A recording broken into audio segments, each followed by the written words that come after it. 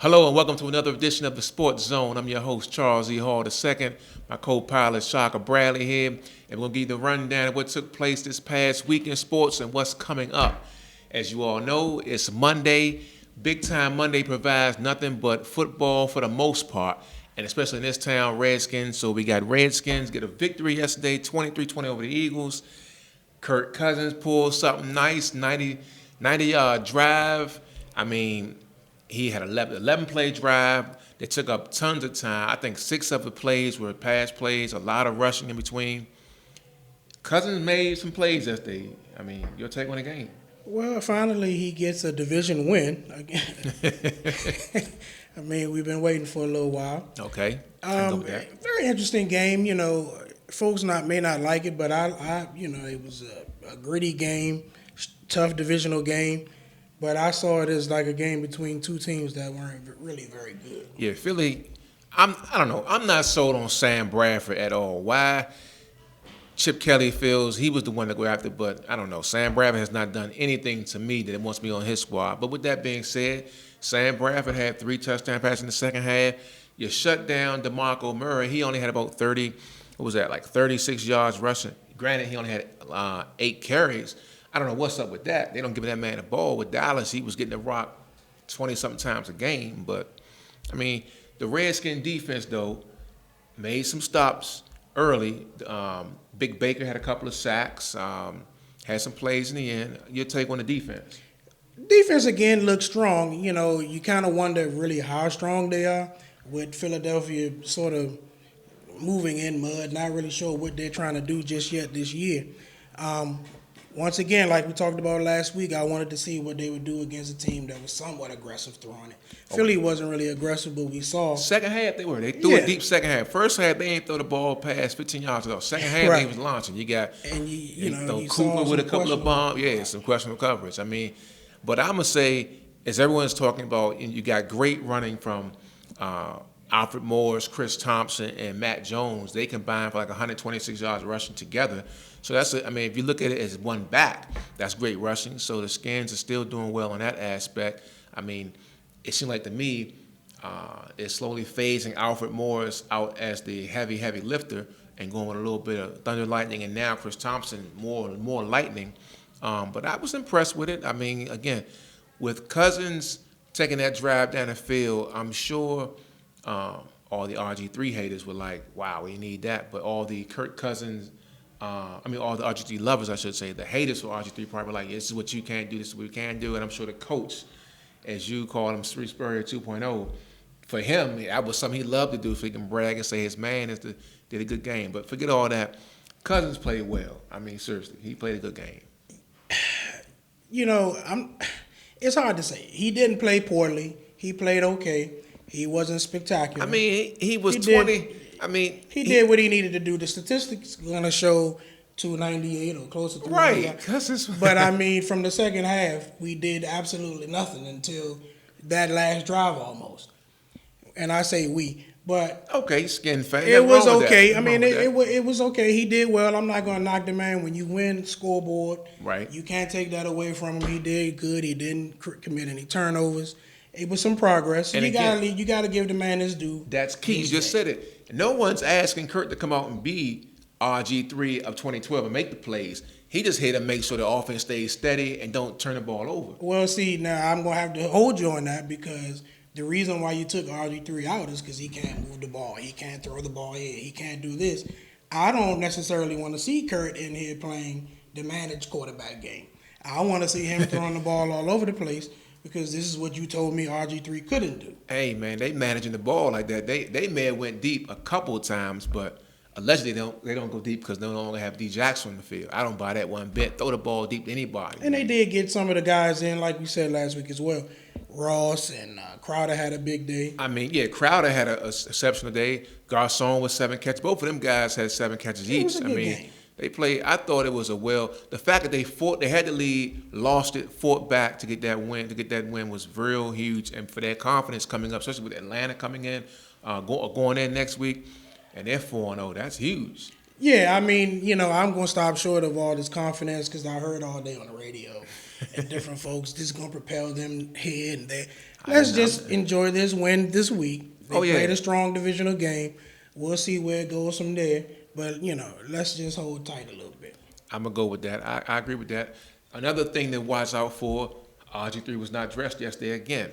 All week long, you had questions about will he play, will Colt McCoy be on the field? And again, RG3 is on the sideline in pants and a jacket. I mean, that is what it is. You're inactive. You're the third-string quarterback right now, so, that just is what it is. I don't know that it's any deeper in it. Eventually, this is all going to play itself out. Kurt is either going to continue to play well or play better, and the team will win.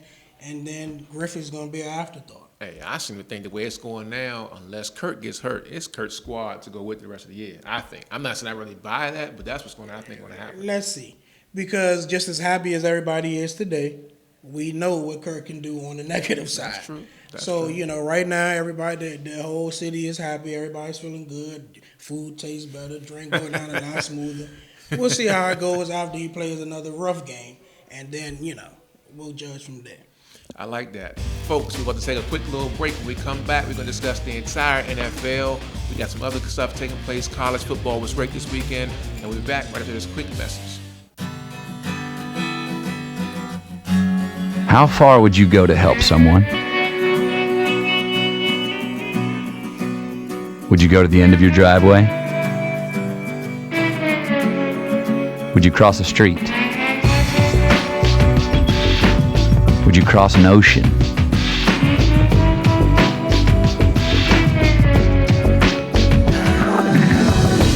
To a place 6,000 miles from home? And how long would you go? Would you go for a week? A month? A year? Would you go for 2 years? Would you go if you could use your knowledge to teach someone, and in the process, maybe learn something yourself? Life is calling. How far will you go? Peace Corps. Welcome back, folks. As we all know, the NFL is a tough business. It's a cutthroat business, and jokers can get the axe at any moment. And after 4 weeks of football, the first coach to go down is Joe Philbin from the Miami Dolphins. He got the axe this morning after they're coming on a long road trip from London, losing their third straight game. That puts him under 500 in the record, and everyone was saying he was going to get cut out. Your take on the Dolphins getting the axe with him? Is that too soon? Well, looking at the guy, he doesn't necessarily instill a lot of confidence. He sure doesn't. Like what's your old Redskins coach, man? Zorn. Yeah, Chris Zorn. Zorn or whatever. Jim Zorn. Zorn. And from even back when they had the Hard Knocks, he just didn't seem like he was the type of guy who had the era of the team. Like, I wasn't sure that those guys really wanted to play for him. You got Ndamukong Suh going crazy, talking about some next question all time. That's not giving the coach or anyone that no confidence if he ain't trying to talk, knowing daggone well every game they played so far, teams have run right through them. Now, granted, I don't know if that's scheme or what. Whatever the scheme is, you still got to play. You do have to play, and it makes you wonder. I mean, you give these guys all this money, these defensive tackles.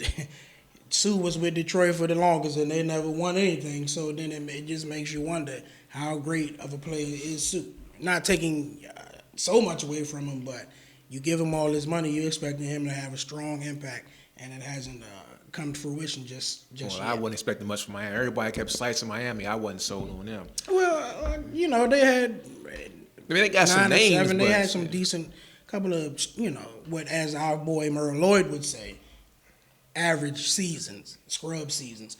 But they did have a winning record last year. Hey, how about this? You're up 20-7, and all of a sudden you got a kicker that can't make any field goals to be Pittsburgh. That's a tough loss for them on a Thursday night. Mike Vick comes in, played decent for a half and then another quarter. Didn't come through in the clutch, but when you got a kicker who's missing field after field goal and your coach does not have any confidence in you to go forward he's going forward on fourth down twice. What's your take on Steelers with that? And the Ravens had to have a win. That was a tough way to go there. I mean, that was like we said, a strong game, a tough drag 'em out game. And Pittsburgh, I don't know. for your kicker to just blow the game that way. And I mean, when you're missing kicks like that, especially at the end of the game. But it's a lot of that going on. If you go back to even yesterday with the Redskins, I mean, their kicker blew a field goal right before the half, and he missed the extra point. That's 4 points they could have had. They could have won the game with that. That's what it is. Where these extra points are no longer automatic, and kickers are now being put on the spot. They really are, and it may have something to do. I don't know how the inner workings of how it goes on in practice, but you wonder just how much attention is being paid to the kickers, and it's a lot of guys missing a lot of kicks in this. A lot of guys getting the axe. Josh Scobie for the Pittsburgh Steelers, he no longer works there. He got cut out. I mean, moving along, NFL has some teams 4-0. You got Carolina 4-0, Cam Newton. You got Green Bay. There's Atlanta, who smacked around Houston. There's also Denver doing their thing. Out of the 4-0 mobs, who you like so far still? I mean, it's hard to say. With those four, I'm probably going to have to go with Green Bay. Yeah, Green Bay. I mean, I love Carolina. Well, I love Cam and what the Panthers are doing, but you still want to see them play a good team and see how they're going to start. Aaron Rodgers is doing some stuff with the ball. Now, Grant, I want to say this real quick because I saw this on ESPN. He's no Michael Jordan in the NFL. Let's stop that right now. But he's a good quarterback. He's a cold beast. But he's not the Michael Jordan of NFL at all. He doesn't have but XYZ one ring. Yeah, you gotta win some more playoff games. I mean, you can do well in the regular season. He ain't even on Peyton level in regular season wise yet, in my opinion. Yeah, you gotta do some things in the postseason before you can be MJ. I'm gonna say what's impressive though. I'm gonna say this: the Bengals look impressive, at least offensive wise. A lot of points being put up there. Andy Dalton, AJ Green, the other receiver they got, number 19. They're playing some good ball out there. But before them, Atlanta. As a skin lover, how frustrating is it to see a guy who couldn't get on the field at all and Leonard Hankerson catch like 6 receptions for 100 yards and a touchdown? Now he's healthy this year. That's frustrating. When he was here, he was up and down. So it's like we didn't win. Up and down. He wasn't even on the field. He got in every now and then, but he would drop the ball. He couldn't stay healthy. Sometimes a change of scenery, a change of mindset, a change of life. I guess. Look, you better get it together. You're gonna be out of the league, not for long. I mean, speaking of Carolina, Cam Newton and them guys playing good ball. Not the greatest of stats overall, but he's getting the job done, leading his teams to victories. Which brings me to this squad here, the Denver Broncos. Peyton Manning again had some questionable some throws where some interceptions took place, but the defense is keeping that mob alive. I mean, they're getting it. All-world effort from that front seven, or overall in general. Your take on them? Again, Minnesota played well. Yeah, I thought Minnesota would win that game, and they hung in there. But Denver is a veteran team. They got a strong defense. Peyton is not quite Peyton, but still crafty and still can kind of pull things out. With Denver, I'm waiting to see in the playoffs. Same thing with Cincinnati, but I want to see what they're gonna do in the playoffs. I've seen you go 14-2, 13-3, do all this sort of stuff. So show me what you're gonna do in the postseason. Very true. Let's drop down a notch. We're gonna shift gears to the college football scene. Had a couple of games of the weekend that was highlighted, but the big game was the one that took place in Death Valley as Clemson pulled off a big win over Notre Dame. Notre Dame almost came back as Kaiser brought the squad back, and then he got taken down there on a 2-point conversion. That was the best game of the weekend for me, in my opinion. How about yourself? Well, it started out. It was a rout. Yeah, very poor. I was kind of upset that I chose Notre Dame last week when I was watching that game, but they did almost come back. It looked like it was a nice little battle, and we may have to keep my eyes open for Clemson now. Oh, Clemson's looking good, man, but the big blowout was how 25 Florida, they just got back in the rankings. They just smacked around Ole Miss. You're coming to the swamp. Again, I know it's Ole Miss is ranked high, but Florida ball is Florida ball when they get it rolling. And the guys in the swamp, they was chomping it up. They were going to town. You got that win in the SEC, and then you also had Georgia, who laid an egg against this Alabama team, who was, to me, vulnerable for the taking. Your take on them? Well, Georgia's Georgia. This is what they do. We kind of had an idea that they would. And they give you 10 wins a year. Every single year, this is what they do. So it's not surprising. We all questioned whether or not this would be the year that they would pull it out or against a good team, but, hey, Georgia's Georgia.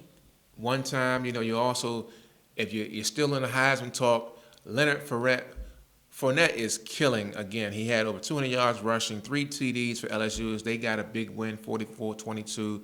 Then there's also talk about next year, is he going to stick around or even play at all? Real quick, what's your take on the NFL having players stick around 3 years? Do you like it, or before they in college 3 years before they can go to the NFL? You know, it does seem sort of odd. If a guy looks like he's able to do it, he ought to be able to do it. If it's about safety, which, you know, may be a little bit bogus, yes. I can understand it. But, I mean, if the guy's ready to go, he should at least have the option to go. Whether or not someone picks him is different. But he ought to at least have the option. I agree with that. If he's going to go, he might not get picked. NFL and NBA, first round you guarantee. NFL, nothing is guaranteed. And you're in a man's world up there, buddy. So it is. But he looks like a man amongst boys. He looks like a cold beast right now. That dude looks like a cold beast. I'm going to keep it real. Folks, we're going to take a quick break. When we come back, we're going to predict some games because right now it is fall, which means the Fall Classic is coming soon. Major League Baseball is here with games starting this week. We also have some great action in the college scene and the pro scene. When we return, we got some picks coming right back at you. Never look a howler monkey in the eye. We built the entire library out of recycled bottles. Fried ants are delicious. We finished a clinic in a rainstorm. Really? That was a confidence builder. My students actually ended up teaching me. So I learned this dance. I'll show you this dance. Yeah. In la keg, a la king. The classroom was more of a class tent. I think managing a sales team is tough. Try working with 5 different villages. My alarm clock was a rooster. Beans for breakfast, beans for lunch, beans for dinner. We ate a lot of beans. I learned a 3rd language. My seatmate on the bus was a goat. Always include the village elders. Always. My morning commute was by canoe. After 2 months, I was ready to quit, but after 2 years, I didn't want to leave. I didn't know I had it in me. Turn 2 years of service into a lifetime of experience. Folks, welcome back to the Sports Zone. Right now, like I said, Major League Baseball is kicking off this week with action.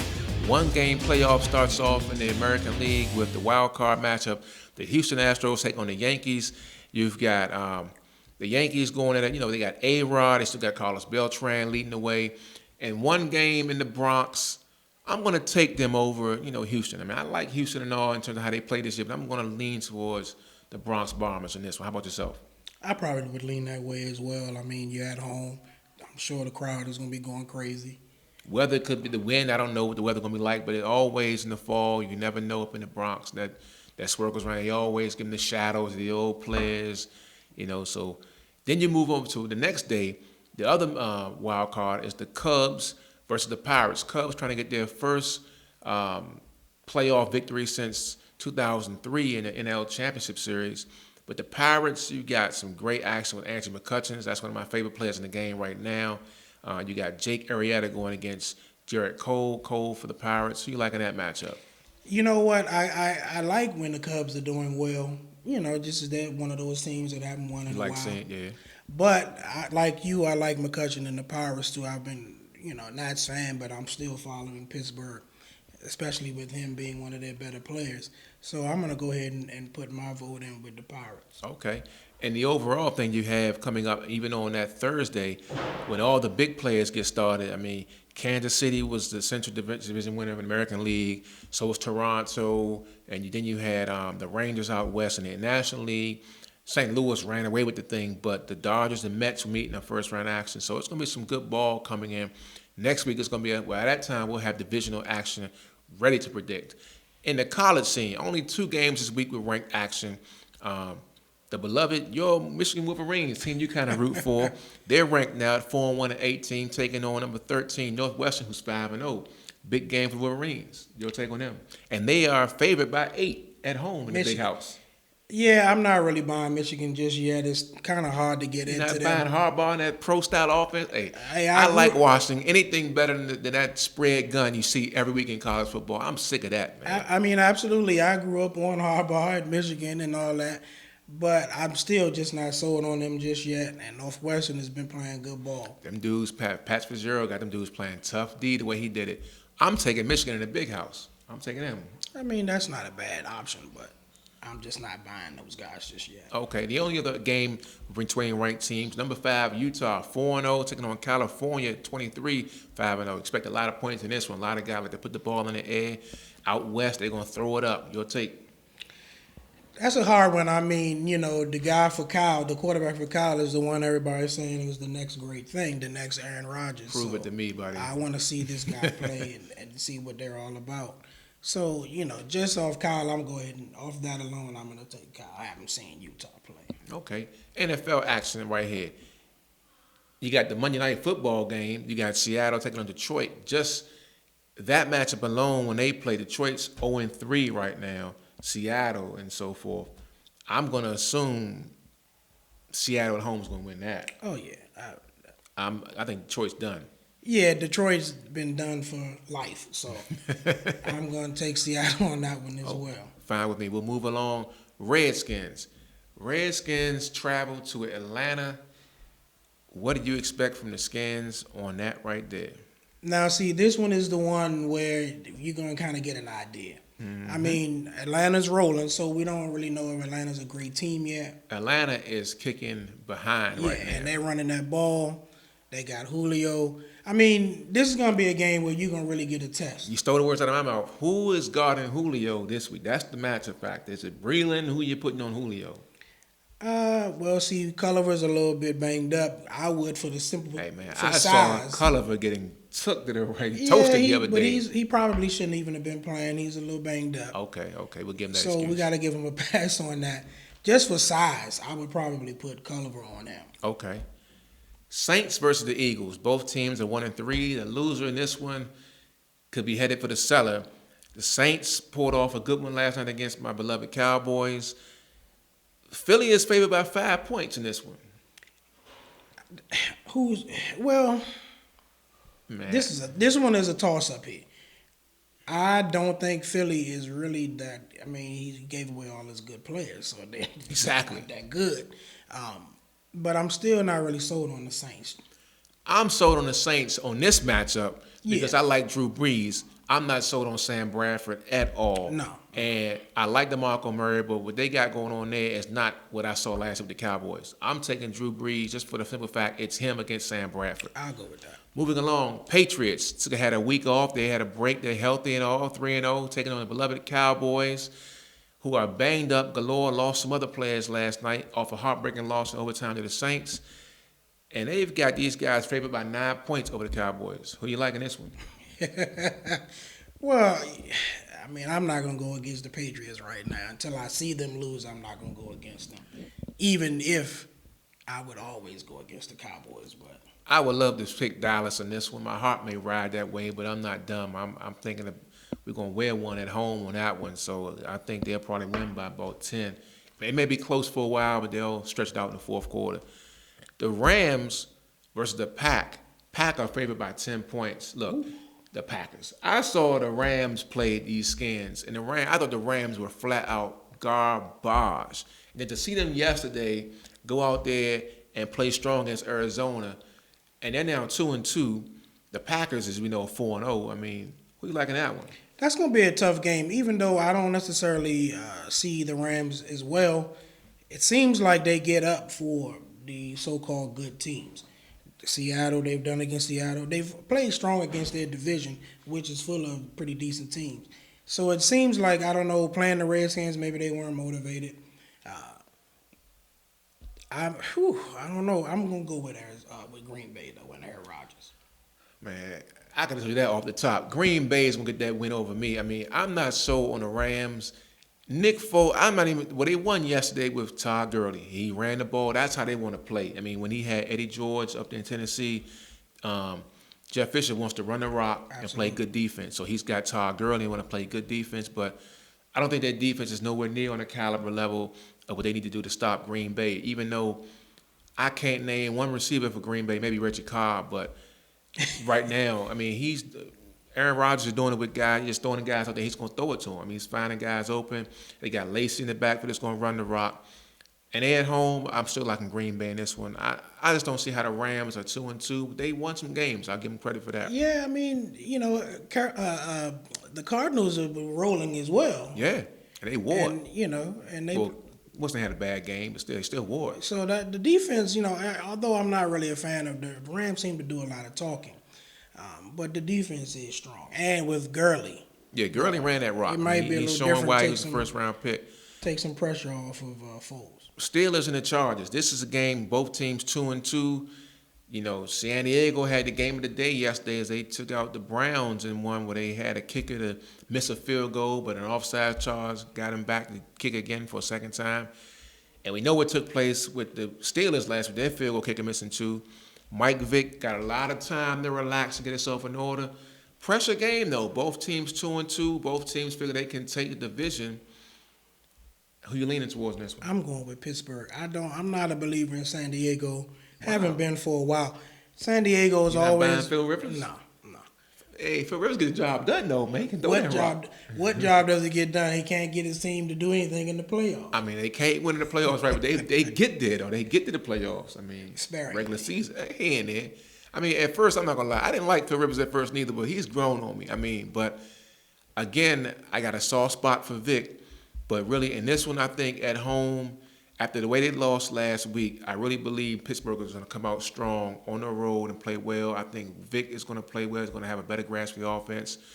I think they're going to get a strong effort from their running game, and the receivers are going to make plays even more for them, and the defense is going to make a play or two to make it happen. And since Josh Scobie is no longer there, they're going to have a field goal kicker that's going to make some field goals for them this time around. Hopefully. Good game, I think, but I like the Steelers in that one.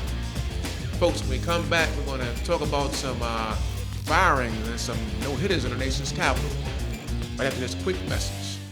When I grow up, I want to be a psychologist or a therapist. I want to be a pediatrician. I was hoping to become a chef someday. I want to own a big house with the convertible and the jacuzzi and the pool, you know, all the good stuff.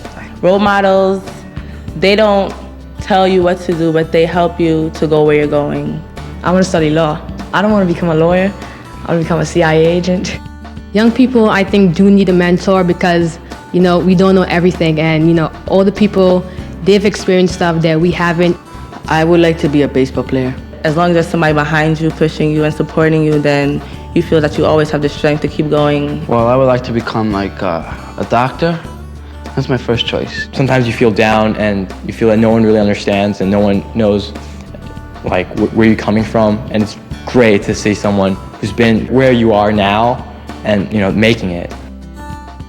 So get involved and do your part. Invest in the future. Mentor a child. Folks, welcome back to the Sports Zone. Over the weekend in the nation's capital, we had some good and bad. You got Matt Scherzer throwing a no-hitter. I mean, he was throwing the heat. Man, at one point, he struck out like 9 straight batters. He looked good on Saturday night. Everyone had a good time in the second to last game of the season. And then you come back, the last game of the year, well, today, they fire Matt Williams. Your take on both things? The good first. We'll start with Scherzer. I mean, if it's good that he got a no-hitter, but it's like... We needed that some weeks back. Yeah, where was that a little while ago? Where was that again in the series against the Mets out of the All-Star break? You know. They choked in that one. Too little, too late for me, as far as I'm concerned. Do you think Matt Williams 1 year in is enough? Is he out just like that? I mean, it's hard to say, man. I mean, he did a lot of questionable moves, but at the same time, I'm putting it on the players, man. For the last few years, those guys haven't shown up. They choked it away a couple years ago in the playoffs. You know. Didn't do it last year. Okay, let me ask you this. Who would you want as a manager? That's a good question. Dusty Baker or I wouldn't mind Dusty Baker because Cal or somebody. I mean, from what I'm hearing, you know, and reports say they want someone with some experience. So I don't know where Kyle fits into that. And plus, Kyle's an Oreo. So what do we? Right. I mean, what do we want with an Oreo manager? But we had an Oreo manager here at one point. And Frank Robinson, that's true. Well, not just Frank. You also had what's your man name that got to the playoffs? David Johnson. Yeah, he was. You know, he did a bit of the Oreos, I believe. Yeah, but Kyle is Oreo. Yeah, he is. He's really he's born and bred. Yeah, he's Kyle. I wouldn't mind somebody like Dusty Baker because that's somebody with a track record who's been to the top of it and has done well with multiple teams, not just one team. Or your man from Texas back in the day. I can't think of his name at the moment, but he was pretty tough with it. He was pretty sharp. Yeah, I mean, it's going to be interesting to see who they get, but ultimately, you got to hit. Yeah. I mean, the manager doesn't go out and hit. So those guys, those players, man, they're going to have to step up, and they got to perform. That's the bottom line. Are they going to keep guys like Bryce Harper? Are they going to keep your pitchers intact? Who do you think is going to be gone? Well, Bryce, I believe, has a little time left before he has to make that decision to go, where everybody thinks he's going to leave anyway. But Strasburg, they keep saying he likes it on the West Coast. He can't handle the humidity out here. I don't buy one bit, but yeah, Strasburg. I'm with Strasburg, though. He's an interesting guy. You just never know. Looking at him, you never can really get a feel for what he's all about or what he's trying to do. And I also think that, and I'm going back to it, and I know people think it's crazy, but that whole shutting him down thing, that's karma. Yes. And it has not worked out. Yes, and they've been struggling ever since, man. Play the man, play him until he goes down if it's a problem. I wasn't buying it either back in 2013, I think it was. How about this right here? We get an email coming from Mario in Largo. He wants to know, he says, do you think Charlie Strong is going to survive the season? I think he's going to be gone possibly after this weekend. Well, I'm shocked that he's still the coach right now. 50-7, they wore it at TCU. I mean, TCU was top 5 team, but they wore it. It was 30-0 in the first quarter. That's ridiculous. I'm pulling for Charlie he made Strong. It out of halftime. I'm pulling for Charlie Strong, but those boosters are going to get it started. I'm hoping this week he's got Oklahoma, Red River Shootout. That used to be a big time game back in the day. This one now is not even on the radar. We didn't even mention that game. I'm hoping in my heart Texas can win that just for his sake. But if not, if he loses, it better be close. It better be some miracle or something. It better not be 50-7. No, it doesn't look good for Charlie. And you know, you think he's going to make the season, though? So you think he's going to make it the next year? Okay, what would he have to do to make it through the season? Well, you got to look like a competent program. I mean, you can't, even though TCU's now, I believe, the number 2 ranked. You can't go out there looking like Howard University, huh? Yeah, you can't just give up 30 in the first quarter and just get blown out of the window. Hey, man, that was ridiculous. But I'm pulling for you, Charlie. I'm hoping you can pull it together and get it on. One time, though, got to show a little love for the alma mater. Bethune-Cookman comes back and defeats North Carolina Central and wins the game with a big goal line stand in the end. And so, hail Wildcats from some guys in the D.C. area. Absolutely. Folks, it's been a great show. Always a pleasure with my man, Shaka Bradley. We're going to see you right back here next week for some more action. And we'll be taking all calls and emails again right here at hallc@districtheights.org. You can email in or call at 301-336-5633. to get your phone calls in to call in for the show. Again, we will see you next week.